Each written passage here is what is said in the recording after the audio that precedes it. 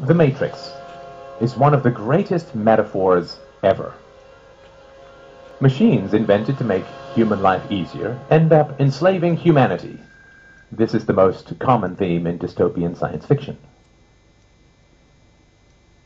Why is this fear so universal, so compelling? Is it because we really believe that our toaster and our notebook will end up as our mechanical overlords? Of course not. This is not a future that we fear, but a past that we are already living. Supposedly, governments were invented to make human life easier and safer, but governments always end up enslaving humanity.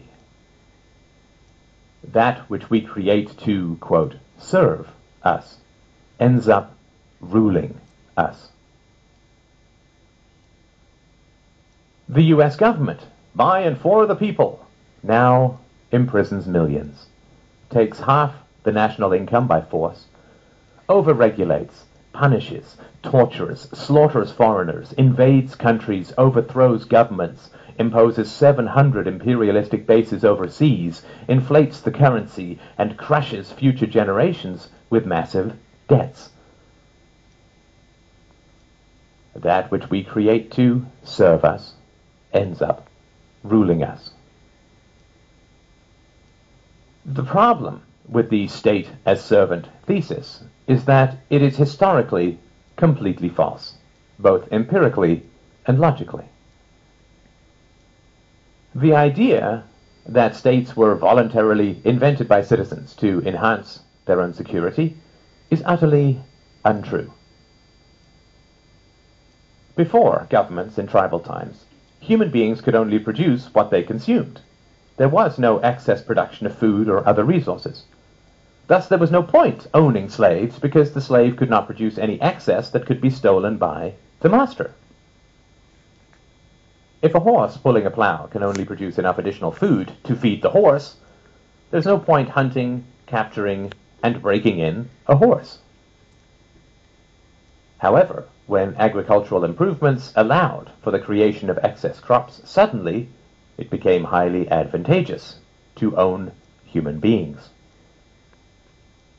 When cows began to provide excess milk and meat, owning cows became worthwhile. The earliest governments and empires were in fact a ruling class of slave hunters who understood that because human beings could produce more than they consumed, they were worth hunting, capturing, breaking in, and owning. The earliest Egyptian and Chinese empires were, in reality, human farms, where people were hunted, captured, domesticated, and owned like any other form of livestock. Due to technological and methodological improvements, the slaves produced enough excess that the labor involved in capturing and keeping them represented only a small subset of their total productivity. The ruling class, the farmers, kept a large portion of that excess while handing out gifts and payments to the brutalizing class, the police, slave hunters, and general sadists, and the propagandizing class, the priests, intellectuals, and artists.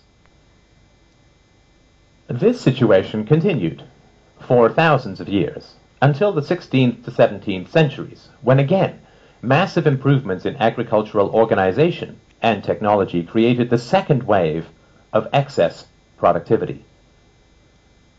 The enclosure movement reorganized and consolidated farmland, resulting in 5 to 10 times more crops, creating a new class of industrial workers displaced from the country and huddling in the new cities. This enormous agricultural excess was the basis of the capital that drove the Industrial Revolution. The Industrial Revolution did not arise because the ruling class wanted to free their serfs, but rather because they realized how additional, quote, liberties could make their livestock astoundingly more productive.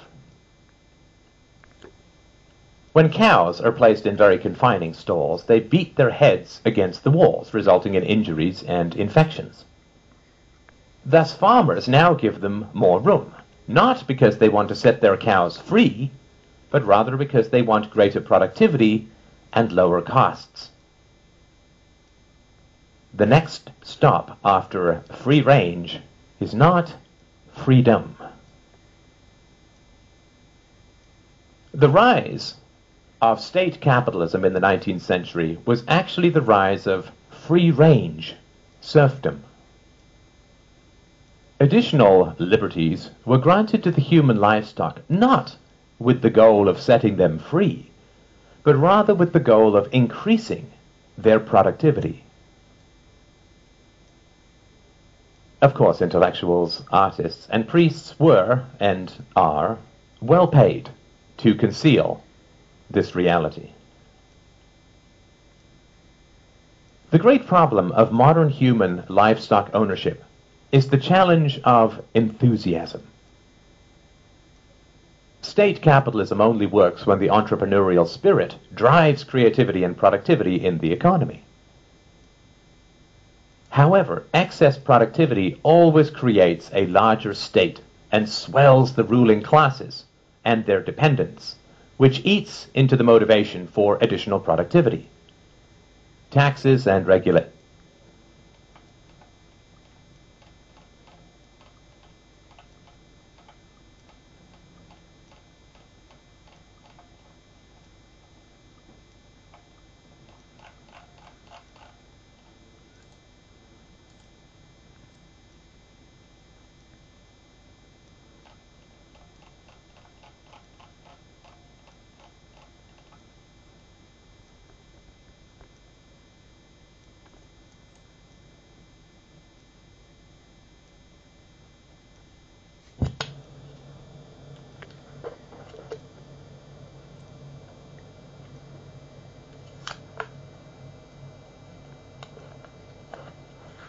Slaves exist to profit their masters.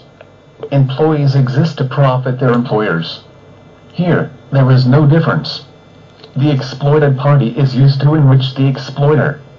In order to keep people from realizing this and to ensure that they continue to show up for work willingly and cheerfully, some method of convincing them that the transaction is of benefit to them must be devised.